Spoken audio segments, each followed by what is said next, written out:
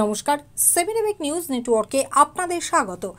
ভারতের অন্যতম গুরুত্বপূর্ণ দিন স্বাধীনতা দিবস উদযাপন উপলক্ষে বিদ্যালয়গুলিতে বিভিন্ন কার্যক্রমের আয়োজন করা হয়ে থাকে, যাতে পড়ুয়ারা দেশের স্বাধীনতার গুরুত্ব সম্পর্কে ওয়াকিবহাল থাকে।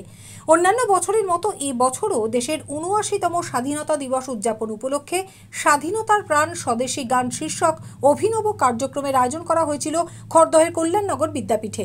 দেশের স্বাধীনতা দিবস উদযাপনে এমন অভিনব ভাবনাকে ফুটিয়ে তুলতে বিভিন্ন শ্রেণীর পড়ুয়াদের সংগঠিতভাবে এই কার্যক্রমের আয়োজন করতে উৎসাহিত করেছেন বিদ্যালয়ের শিক্ষকেরা।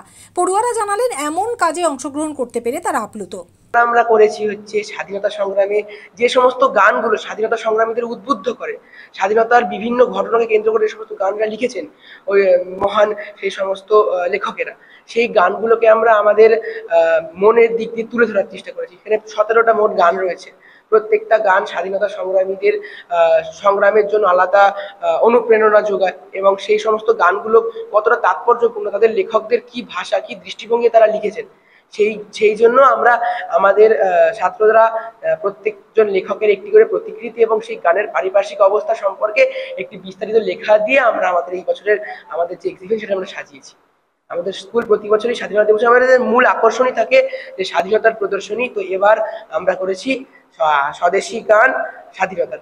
আমরা নিজেদের মতন করে প্রতি বছর এরকম মাউন্ট বোর্ডের ওপর রঙিন কাগজ লাগিয়ে তার উপর একদম অর্ডার ওয়াইজ ছবিগুলো লাগিয়ে লেখাগুলো লাগিয়ে আমরা প্রস্তুত করি, যাতে মানে সেটা একটা এত সুন্দর পরিবেশ, মানে সেটা টিম ওয়ার্ক যে আসলে কি সেই যে আমরা অর্গানাইজ করি সেইটা থেকে আমরা বুঝতে পারি। মানে একই ঘরে আপনি ক্লাস 6-এরও স্টুডেন্টদের পাবেন, ক্লাস 10-12 সবাই একই সঙ্গে তাল মিলিয়ে কাজ করে চলেছে।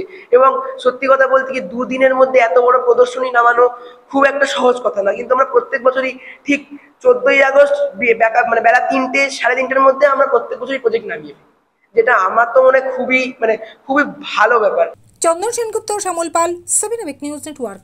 জয় হিন্দ।